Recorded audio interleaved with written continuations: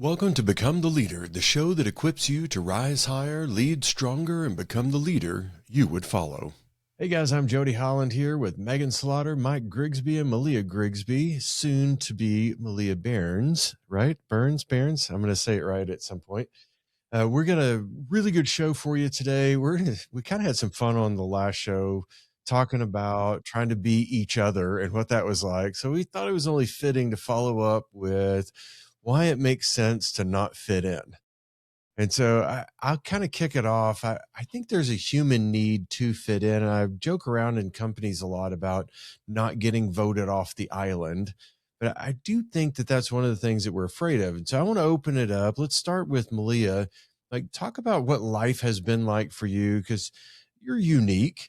Like, you have always stood out from the crowd. You're very driven, and a lot of times that probably made you stand out. What was that like for you? 1,000%. So like you said, I'm very driven. I am very much an achiever. Like I like to, whatever the next most adventurous, craziest thing to do is, I'm gonna try and go for that.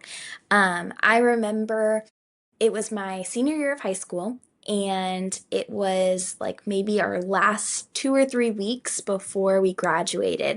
And we're all getting sentimental and all the things. And there was a group of us girls that were all just talking, and like none of us felt like really good about what our plans were for right after we graduated. And I was taking a more unconventional path. And I remember one of the girls just looks at me and she's like, why are you in such a hurry to grow up? It's like, well, it's not really that I'm in a hurry to grow up. I just know how many things that I've done in my past, all of these different experiences that I've had that I get to build upon. And that means that I'm not going to take a traditional path. And it was this like, I went on a whole spiral because of it. I was like, am I like trying to grow up too fast? Am I doing the wrong thing just because it's not the right path or it's not what everyone else is doing? And it was just this automatic like assurance that I had of like the people that get to go the furthest, the people that have the once in a lifetime experiences are the ones that aren't afraid to step off of the conventional path.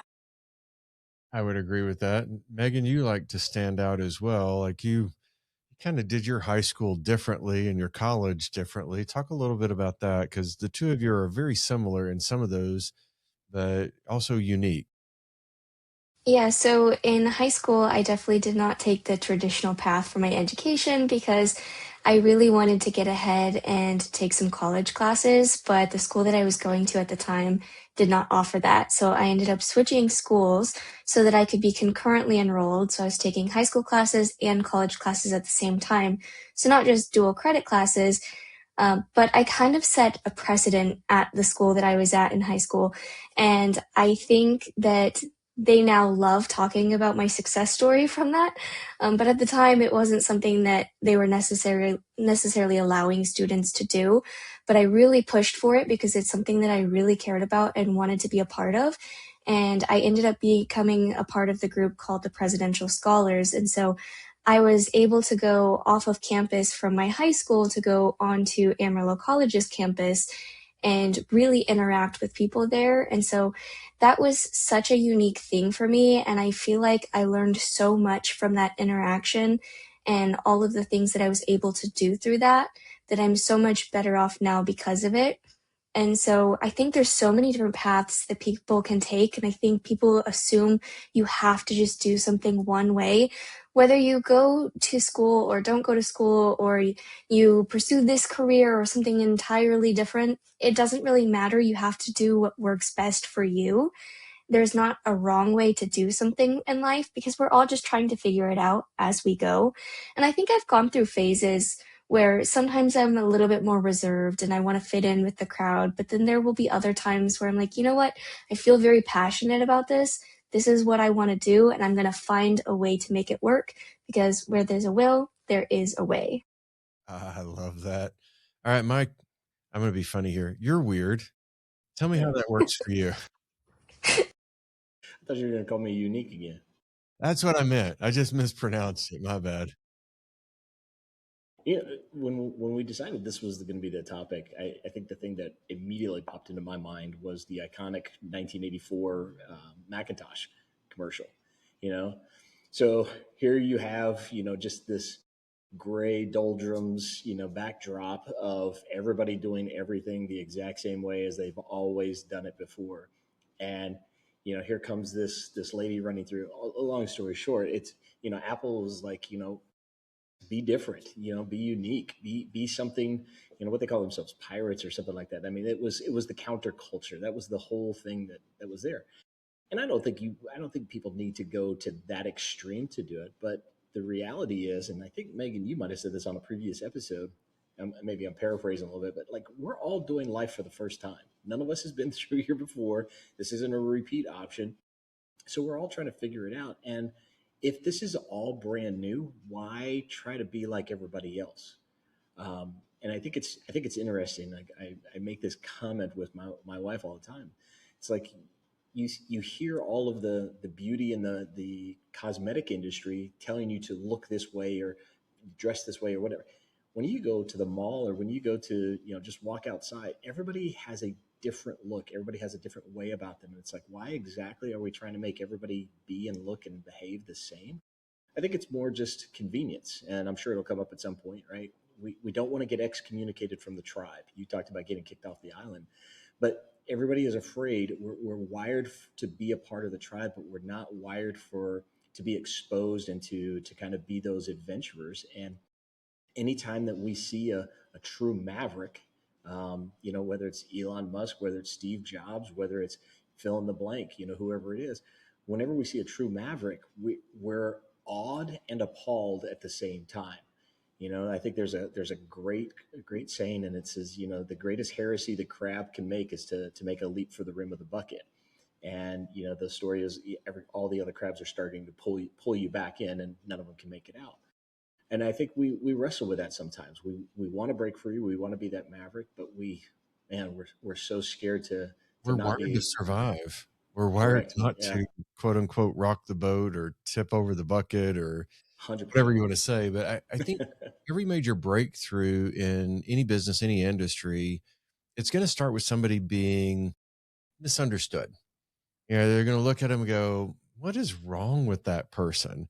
Like, can you imagine Herb Kelleher sitting in a board meeting? He's like, all right, we are not winning the regional airline awards. How do we get more people to fly with us? And one of his guys, who's probably got a cocktail in his hand, goes, let's give everybody a fifth of Jack Daniels. And that's the idea they went with. Like, Yep. in the beginning, they were the largest distributor of Jack Daniels in the United States. And they're like, thank you for flying with us. Here's some Jack. Thank you for flying with us. Here's some Jack. And they cost more. And they just built in the cost of the whiskey into it. But it was a weird idea. And I think looking at things and going, let's be weird. And I do think the Steve Jobs thing, like you talked about, that commercial in 1984, it was truly iconic. 1984 won't be 1984 anymore. And he was referencing George Orwell's 1984 of we are all controlled and the machine has us and, submit to the man or whatever. But to break free, if you watch that lady that throws the The hammer. sledgehammer into it, Yeah. that is a willingness to suffer in order to stand apart. And I think that is hard. And to go back to what Maleah and Meghan were talking about, being willing to be a go-getter. Like, how many people in this world are like, I'm just not going to be in any hurry to grow up. I just think I'll live with my parents until I'm 37. And I'm not really joking, unfortunately. Right. The average young person now, like if you look at Gen Z, it's estimated that they will rely on their parents for financial support until they're about 40 years old. Really. Right. Yeah. That's the right facial expression, Malia. Like, really?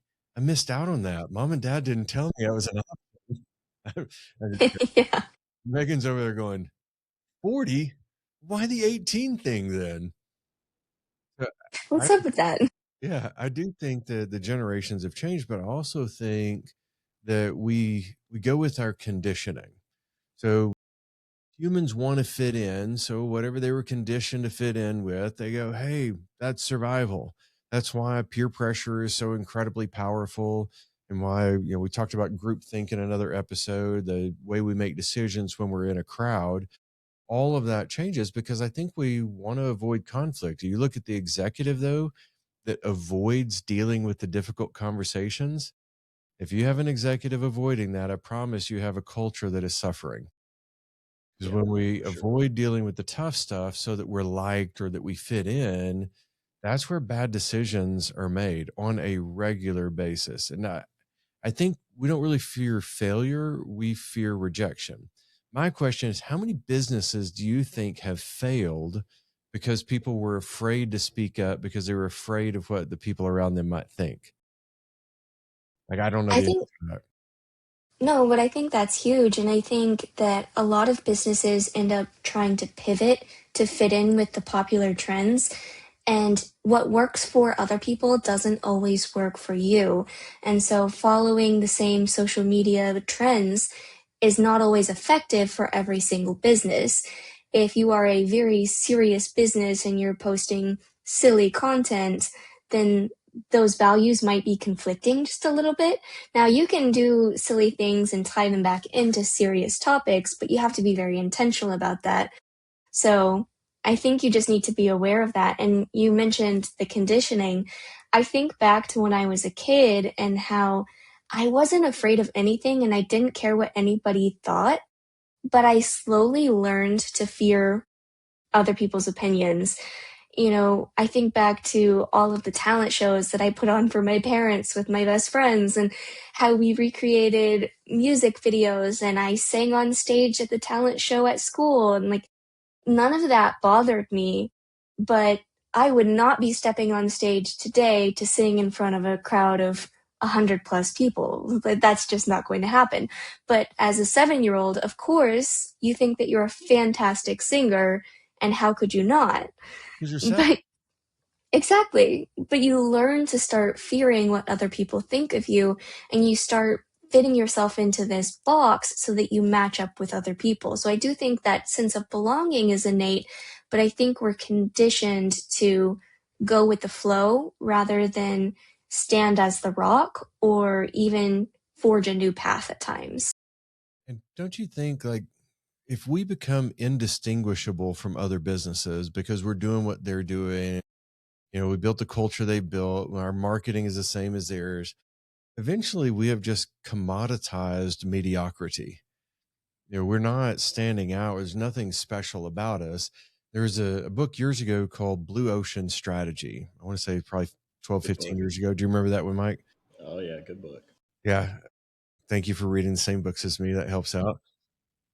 But part of what they talked about in that book is most executives miss the idea that if you're just doing what everybody else is doing, you're swimming in a red ocean. If you're in an ocean full of red, full of blood, then the sharks are circling and your business is at risk. But if you create your own blue ocean strategy, you're away from everybody else and you don't do what everybody else is doing, you create your own micro niche that nobody else is in, then people can't compete with you. And that was why in the beginning of my business, and I don't really do this anymore, but I thought, I'm going to give people 100% money back guarantee that this will work. No other trainer was doing that. And I thought, why not? I mean, if it doesn't work, I'm going out of business anyway. So the Might first as well. first bet So, I did was like sound reasoning.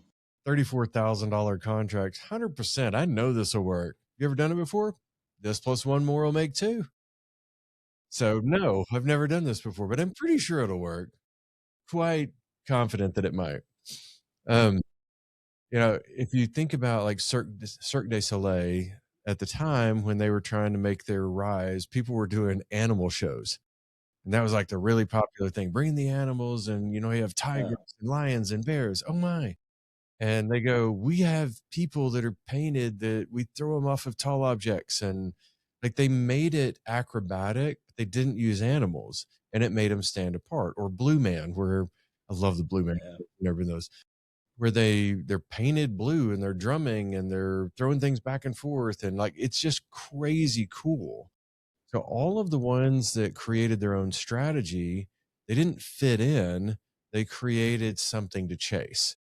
So, Mike, Well, technology yeah. advisor, I got a question for you. Okay. What makes a company worth chasing? from a technology standpoint. From any standpoint. Just what when you think about I mean, there's a lot of technology advancements right now, but what makes them a blue ocean strategy that other people start going, well, why didn't we think of that? Because you're the innovators. Well, well, so I went from weird to innovator. The I same got difference. promoted. I got promoted. You're a weird innovator. You're very well One just rounded. sound one just sounds better. Yeah. You know, it's interesting that you bring that question up because technology is, I think it is the consummate level setter, right? You and I, when we were first starting out in business, we built a website to make it look like we were a very, very large corporation. We were using words like "we" and all this, like it was just you and Synergistic. I, right? It was just you and All me, the and corporate but jargon. right, but technology was a level setter, and it really allowed us to play in a game, play way, way, way beyond our our current capabilities. But I think right now, because technology has done so much to level the game across so many different areas, I think what makes a company, I think what companies need to think about to kind of grab their own blue ocean strategy is, I call it exploiting the voids. And I'll give me 30 seconds to unpack this. You've heard most people have heard, and in the audience have heard the story or the analogy of the big rocks in the jar, right? The idea was to get these big rocks in the jar. It was full. Okay, no, now we can put pebbles in and it's more full. Okay, no, now we can put sand in, then water, etc. When that was first, when that kind of analogy first came out and started making its way through the corporate world, it was really pushed as kind of a priority management or a time management deal. Hey, you got to make sure you get your big rocks in the jar first, or else you put all the other stuff in, you won't be able to do it. When I first listened to it, I thought, good God, if I had been in the sand business, do you know how much money I would have made? And the idea was exploiting the voids, right? If you get these big rocks in, what are the voids that are in between, the spaces in between, right? If you had been in the pebble business, you could have made a lot of money. If you'd been in the sand business, you could have made more money. If you'd been in the water business, you could have done, right. It's the opportunity to exploit the voids. And I think that's really, it has nothing to do with the tech. It has everything to do with the application of that and how you're actually, crazy as it sounds, still solving other people's problems. And I do think you're right. The greatest opportunities, they're typically hiding in the places no one else is looking. That's right. Everybody's staring at the big rocks. And I know that was a Stephen Covey reference of time management, but the correlation that you did with that is awesome because people are not solving the sand problem. They're assuming the sand problem will take care of itself. They're solving the big rock problem. So think about in any business, doesn't matter what industry it's in. When we think about where to exploit the voids, one of the stories that came to mind, I wish I could remember which chef it was, but there was a chef that was going to open up a new restaurant in New York City. That was years and years ago. And instead of going, well, what do the greatest restaurants do? He went to all the greatest restaurants and he figured out what do the greatest restaurants not do? And he figured out how to do all the things they were doing, plus the one or two things that they were consistently not doing. And I want to say one of those was having an efficient and friendly reservation system because most of them were like really snooty. That's It's not like, new. there's nothing available for you. And you're like, oh, okay. How about we hire a nice person? That'd make us weird. Let's do that one. You're going to find a way to set yourself apart. And I like your exploiting the voids thing because I was thinking about when I started speaking, I asked questions. What annoys you most about speakers? Of every event planner that I worked with for like the first 3 years, every one of them said high maintenance speakers. When they are high maintenance and demanding, and like they don't know their technology, and you have to have somebody follow them around, I'm gonna be the easiest guy to work with. And so that was the thing that I made as my differentiator was I was easy to work with. So what stories can you guys think of or what things can you think of that would really help drive this home that we've got to make sure that people understand that riches are in the niches? I think about not as much a story, but more of a personal story. But I think about Megan, you and I had such a different outlook on life by being raised by these two weirdos. But because you guys weren't afraid to, you guys weren't afraid to not be in the norm. We're not afraid to be in the norm. And so I think there's a It's all level of Jody's fault. probably so. But I think that's a testament to good leadership, and of course, I mean leadership in the household, but of course that can translate to leadership in the professional space as well. Of as a leader, you have to lead by example, and if you yourself are not afraid to step outside of your comfort zone, even if you're scared to, you don't know exactly what the outcome is going to be, you don't know kind of what you're necessarily going towards, but just striving to be different for the sake of building that practice and that habit, the people that follow you will begin to follow in that same practice. And I think you've got a solid point there. That's probably what makes you who you are, makes you so good, is that you don't want to be like everybody else. We have plenty of the everybody else's. If you look at 70% roughly of people are average employees, why would you want to be average? And what was a car commercial, Mike? Do you remember? It was like Avis. You know, we strive to be the okayest, and Yeah. they're making fun of I think that was everybody Avis. Yeah. else. And they're like, we don't want to be the okayest. We want to be the best. But everybody else is trying to be the okayest of everything. And I don't know that everybody should strive to be the best. And what I mean by like superior, I don't know that that should be your Not goal. compared to I other think people, but yeah, being the best compared to your capability. Yes.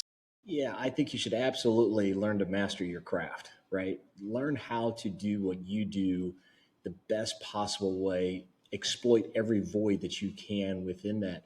And it's funny. We have as employers, as large corporations, and it's mostly for the sake of convenience and for the sake of logistics, right?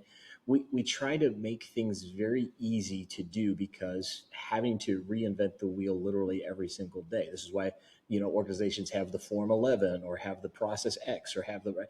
They don't want to reinvent the wheel every day. So it's not that stuff that we're talking about. Be divergent and kind of break the molds on. If it is, go for it. But the reality is, you are. And this is why I always talk about you are the deliverable. 15 people apply for the same job, 3 people make the cut list, the short list, and then you get hired. Everybody had the same kind of, cover charge to get into the game. So why did they select you versus the other 14 candidates?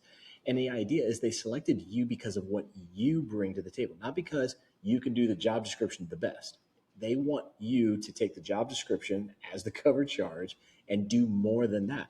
So how do you begin to think through that? The I think the greatest compliment I've ever gotten in any job is like, we don't know what to do with you. like like you break the mold of the job description on day one. It's like, good, I've done my job. True. So But think isn't about that it the think goal? about it in terms like that. Because the crowd is reactive. A true leader is proactive. The crowd is waiting for what tells them they fit in. The true leader is like, this isn't working. Right. And I do know that I've gotten myself in trouble multiple times, but I also know the reason I'm an entrepreneur is because it didn't fit in. And yet at the same time, I see from the outside in what turns corporations into high producing corporations, whether it's a small corporation or a major one. I have a weird ability to walk in and go, here's what I sense. Mhm. And I can't Yep. always articulate it in the very beginning, but I can sense where things are off and who doesn't fit. And it is not good for the person who doesn't fit to stay. And it's not good for them and it's not good for the organization. You don't always have certainty on that. And that's the part that I think a lot of people get scared about. And that's what you're saying is they want to know before they do something. Like, is this really going to work? And I remember giving you a little bit of a hard time when you were hired as a director of innovation for a city. I go, I don't think I've ever seen a city innovate. Like, we have some really, really talented people that work for cities, but go back to Form 11 and subset 6, paragraph 4, line 3. That's where how we manage was we manage by rules. And if you look at the evolution of leadership, it went from chaos to fear to executive function, and then finally to become a super leader, going through what I describe in my book, Leadership Evo, you have to manage based on connection. That connection, that relationship makes you really, really stand apart. But that's not normal either. Not in any organization. It's like, no, no, no. The rules say this. I also think breaking the mold on what we pay is really helpful. You go, oh, standard pay for this position is this. Well, if it's a great person, hire the great person for what it takes to hire the great person. And then as long as they make you a lot of money, keep paying them a lot of money. And if they don't, give them the opportunity to excel elsewhere. Like, you make decisions and you move forward, and innovation is messy. Fitting in is easy. Not fitting in is scary. Yeah, and I think one of the problems that I've seen with new leaders, and instead of trying to break the mold or be proactive, like both of you mentioned, they're not looking ahead at what's in front of them. They're still trying to fit in with the crowd around them, especially if it's someone who's promoted and has been working with these people. They still want to be everybody's friend. And something I always say is that as a leader, you should always be friendly, but you shouldn't necessarily be friends with everybody, because you have to have that distinction of authority, and you have to be willing to make those hard decisions.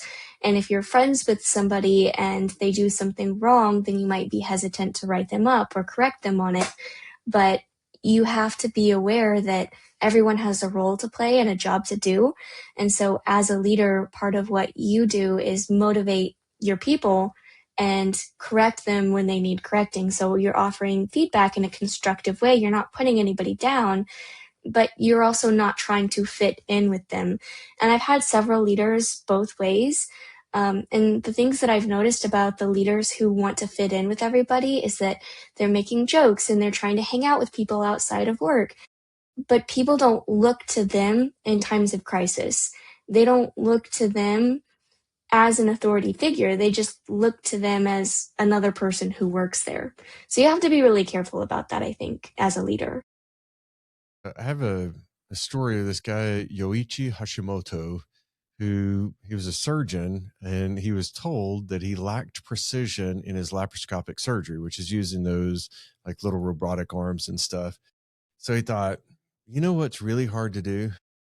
Fold paper with a robot. So he started becoming absolutely obsessed with folding cranes, like origami cranes, with his surgical tools. And he spent several years just perfecting origami with surgical tools. Now, imagine somebody walks in and he's over there at the operating table and he's operating on the origami. What are you doing? I must save the crane, or whatever. I don't know how he responded. That was probably a little weird there, but that was what he was doing. He practiced, practice, practice, practice, practice. Inspired from some of that, Brigham Young University goes, ooh, what if we started looking at origami for how we make surgical tools? And then they started making surgical tools based on the capacity to fold things into the tiniest little compartments. And they fundamentally changed a lot of robotic surgery, that they could do things that they'd never been able to do before, because they figured out how to make the instrument smaller. Some dude decides to fold cranes, and I would imagine he goes home at Christmas and he's like, Mom, Dad, guess what? I'm practicing folding cranes with surgical tools. They're like, aren't you supposed to like be doing surgery with surgical tools and making a lot of money? Oh, they don't pay me for folding cranes. Don't worry. Yeah, I don't know what his parents would have responded with, but it's cross-disciplinary learning that allows you to be weird enough to look at a different industry or different area or different thing and then apply it to yours. And if you look throughout history, there's just example after example of what people did. Like Da Vinci broke into morgues to tear apart bodies and study muscular structure so he'd be a better sculptor. Weird, for sure. Illegal. Well, he didn't have YouTube back then.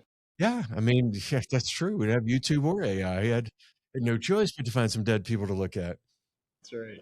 But you look at all of that stuff and you go, if it weren't for the people who were willing to risk being rejected, we wouldn't have much of anything. Like being on the cutting edge of technology advancement, being on the cutting edge of anything requires stepping into the gap, looking at that void and going, I'll go there. Let's see what that's like. So let's wrap this up, Mike. Lightning round. You have 60 seconds or less. What is a way to help people not fit in, but to truly stand out? Be comfortable with discomfort. You got to embrace the suck. You got to, do it scared. I mean, all the sayings that are out there. I think the greatest thing that has ever helped me in my career is just exposure to something different. If you keep doing the same thing over and over, you're going to keep getting the same thing over and over. You got to do something different to get something different. Excellent. Maleah, you're up. 60 seconds. I think my biggest piece of advice is for the emerging leaders as you look to the people that you want to become like, instead of trying to do what they did, look at the qualities that got them there and look at the ways that you can mimic but not exactly replicate. Excellent. Meghan, you're up.